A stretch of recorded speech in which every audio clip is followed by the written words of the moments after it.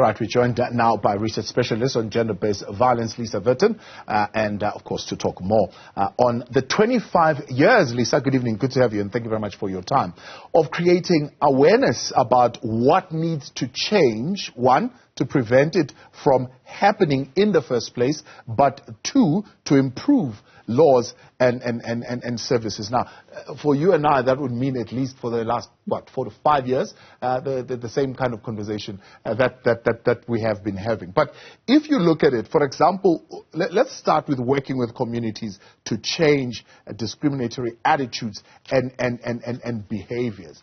How have we done, I mean, since the inception of a campaign like 16 Days of Activism? I think we've done a very uneven job. We're very good at going off and having a dialogue, and everybody gets together and says whatever it is they think about gender-based violence, and then everybody leaves, and that's the end of that.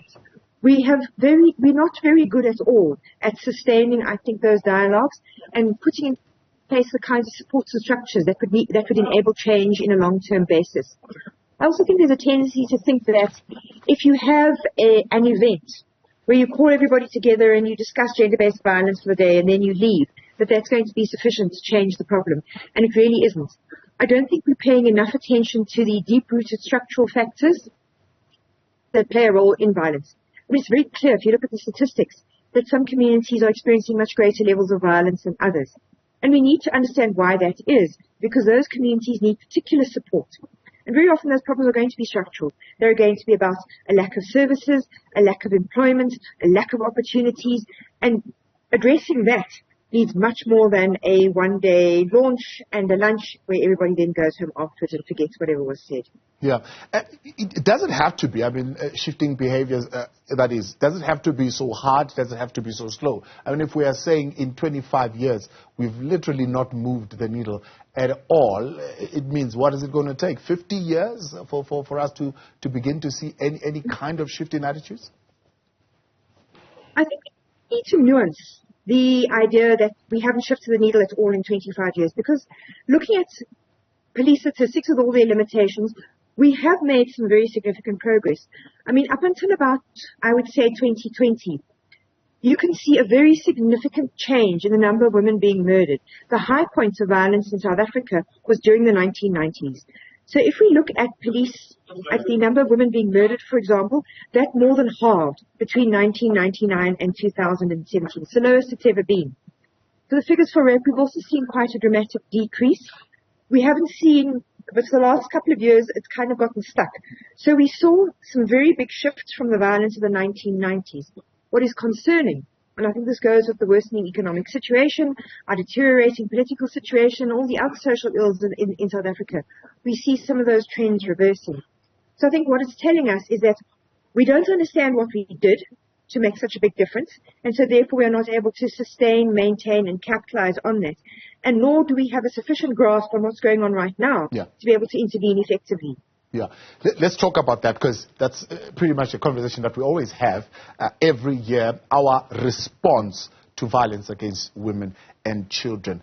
A call of action for the last 25 years would probably have been one, report, which would have been directed at maybe the women themselves, the victims, but also members of the community who see this happening. Open cases, report. Two, the other response that we've been talking about is, well, the justice cluster should one, be trained in terms of sensitivity in how to handle these cases, but also the courts must help us and actually put these people behind bars for good and not bring them into society unless they're properly rehabilitated. And three, of course, invest in the economic development of women and so on and so forth, and make sure that there are spaces for that to happen. Is that call to action being heard? You know, I think we place far too much reliance on the criminal justice system. Certainly, it needs to function far better than it currently is. I think in keeping with what I was saying earlier, there's a very serious decline in its performance over the last couple of years. We're seeing the courts put down far fewer cases to prosecute for rape than they were doing about 8 years ago. So that's a real worry. But not everybody wants to make use of the police and the courts, and they may have very good reasons for not wanting to do so. They may want to maintain the relationship, and we may judge. And I think if we're going to talk about being victim-centric, then we need to respect what it is that women do want and put in place other kinds of alternatives. So, there may be some space for looking at how does one put in place things like very tightly regulated family interventions, family restorative justice, and transformative justice approaches in order to be able to support and give women options outside the criminal justice system. So in addition to it working, we also need to give them additional options. And if we want women to report, especially in cases of domestic violence, we have to do things like think about, well, if she has him imprisoned, who is going to support her while he is in prison? So what is it that we are linking to the criminal justice system? And I have to say, our economic empowerment programs have not been a success at all. So that's really a place for priority intervention. We've also got to think about things like what alternative housing options do we offer women? We're very quick to tell them to move out and leave, and the question we must then ask, well, where is it that they must go? So I think if we want the criminal justice system to function effectively, we need to look at why is it not doing so right now? What are the supports we need to put in place to make people better at their jobs, and also to encourage women to use it? Because when statistics are very low, that's a real disincentive not to go anywhere near the police or the courts. So we need to think beyond the criminal justice system and to, I think, look at those broader social supports, those community supports, if we want to give a much richer, textured response to violence. It also meets the range and diversity of women's needs. Yeah. People will listen to us and they say, well, that's good and well, but this is intervention at the point when it has happened, right? What are we saying in terms of our call to action and the various awareness-raising campaigns that we're putting out at the preventative state, prevent it from happening in the first place? So I think it's important to understand how we prevent repeat violence. So I think in cases of domestic violence where it has happened, I think being able to assist somebody to leave or to shift the relationship power dynamics in order to stop the violence is also useful. So I think preventing repeat violence is just as important as being able to prevent violence from occurring in the first place. So I think to do things like that means investing in children, for example. We know a lot about how children exposed to domestic violence or other forms of violence are placed at risk of either becoming victims or becoming perpetrators. It's by no means a foregone conclusion, but there's a risk. So we should really be trying to put in place programs, whether they be at schools, whether they be at communities, in order to be able to protect children and teach them alternative ways of dealing with conflict. Because, I mean, if you've spent your whole life being exposed to people who hit, shout, scream, beat each other up whenever there are problems, that's what you think is going to be the solution. So I think looking very much at children, how we support parents to look after their children and other family members to look after children, that would be really, really important. I think also if we looked at programs at school for young men, if you look at who are the group who are the most likely to commit violence, it does tend to be those between about 16 and 35. And a lot of that has to do with the inability to control their impulses. So in addition to trying to look at programs that shift gender norms and change how we think about masculinity and who or what kind of behavior qualifies as a real man, we also want to look at how do you reduce impulsivity? How do you teach someone to stop and think instead of just simply acting on their rage? I think programs, bystander programs, could be very, very useful. Many of us see violence, but we don't know what to do when we see it. We feel too embarrassed to get involved. We are worried that we ourselves might become the targets of violence.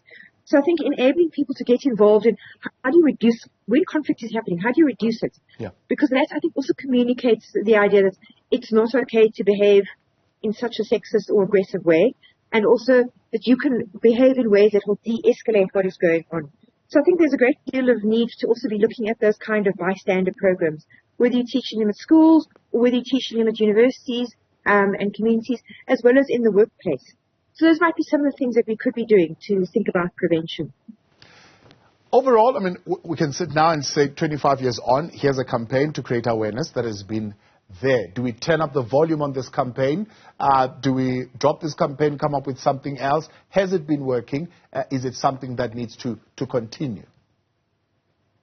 You know, I think we shouldn't load this campaign with expectations it can't meet. It's not going to stop violence. It's 16 days which raises awareness. That's not enough by itself to be able to reduce violence. We need to start looking at these much bigger structural problems, such as how our economy is structured. Questions of employment, unemployment, what kinds of quality employment we offer. Does it offer enough to be able to to enable you to leave somebody and look after your children without having a breadwinner, another breadwinner in the household, for example. That's what we need to start shifting towards. I think there are also the questions of looking at our school programs, what is going on in our schooling programs.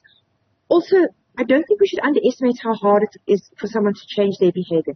If you're in a community where everybody is behaving violently and you're getting the message, you need to stop that. Well, do you have any role models who show you how differently you can behave? Are they available to you? Because very often if you're asking someone to change their behavior, it also means moving away from their family and their friends who may also be endorsing violence. So where do we ask people to go, especially men, if we're wanting them to behave differently? Do we have alternative friendship circles, networks for them to belong to where they can go and try to reinforce those particular kinds of different and altered behaviors?